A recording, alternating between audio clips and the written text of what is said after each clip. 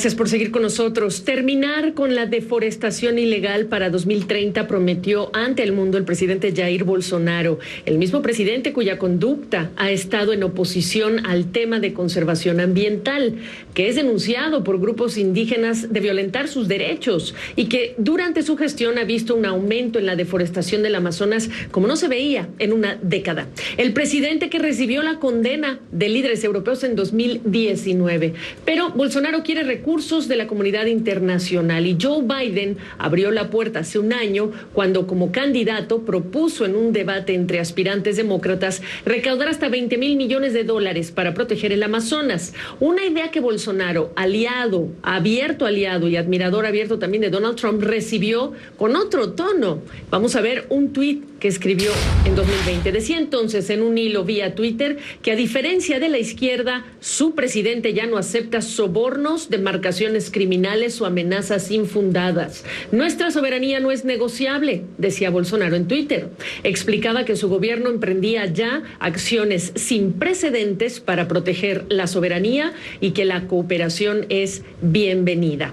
Bueno, pues saludo hasta Brasil, en Minas Gerais, al profesor Raoni Rayao. Él es profesor asociado en gestión ambiental de la Universidad Federal de Minas Gerais. Muy buenas tardes, buena tarde. ¿Con qué confianza recibes, Raoni, esta promesa del presidente? Primero, por lo realista que la encuentras y segundo, porque se trata de Jair Bolsonaro.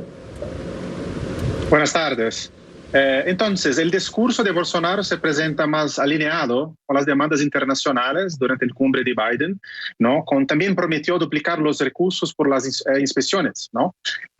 También llegar por la neutralidad climática en 2050, pero las acciones negativas al medio ambiente no han cambiado en estos 2 años. Por ejemplo, la semana pasada el ministro del Medio Ambiente, Ricardo Salles, modificó las reglas de inspección de IBAMA, la agencia federal, generando la parálisis de las actividades de lucha contra los crímenes ambientales.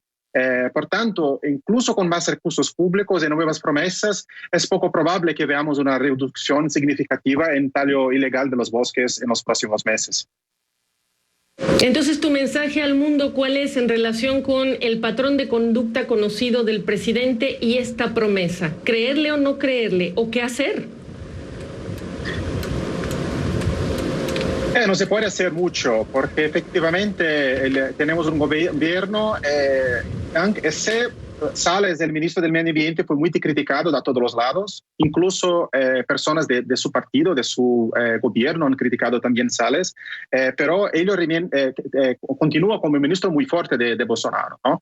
Entonces, no creo que vamos a ver muchos cambios. Lo que se puede hacer es continuar a entender, a hacer investigaciones de lo que sucede en Brasil y también con las críticas nacionales e internacionales.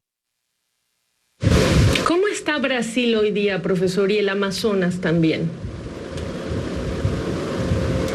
Hoy tenemos uno de los niveles de deforestación más altos de los últimos 12 años. Es una situación crítica porque también con la cuestión de los indígenas, ¿no? Con muchas invasiones de territorios indígenas, también para la explotación del oro.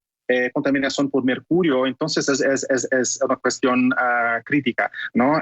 Pero el Brasil tiene todos los medios para cambiar aquello que sucede, ¿no? Porque tenemos la tecnología, ya en el pasado fue posible disminuir la deforestación en 80%, pero es necesario ganar política para hacerlo. ¿Quiénes son esos protagonistas de esta deforestación? Son 2 grupos principales. De una parte tiene las personas que son interesadas en robar las tierras, porque la gran parte de las forestas en Brasil están en áreas públicas. Y cuando tiene las personas que entran en estas áreas, hacen la deforestación, también por la ganadería, ¿no? El gobierno está también facilitando el modo para legalizar estas invasiones, ¿no? Entonces, es un problema. El otro problema es la minería ilegal de oro, ¿no? Que tenemos en la Amazonia brasileña, como también en otras partes de otros países.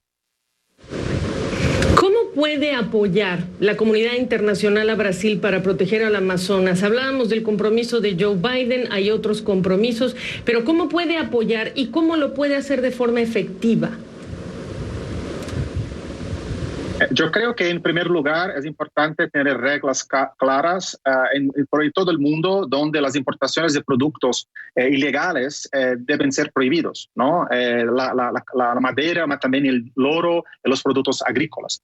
Creo que es un primer paso. También es importante de modo claro para Brasil que la comunidad internacional, que el mundo está preocupado con la Amazonía, exigir que hagan acciones reales para reducir la deforestación. Pero después es necesario también, cuando el Brasil empieza a mostrar la gana política para trabajar en modo efectivo, que Brasil tiene también una ayuda internacional, ¿no? Para hacer el desarrollo sostenible de la región, porque existe también una cuestión social, ¿no? Parte de la deforestación, no la mayor parte, pero una parte importante, es ligada también a las cuestiones de la pobreza en la región.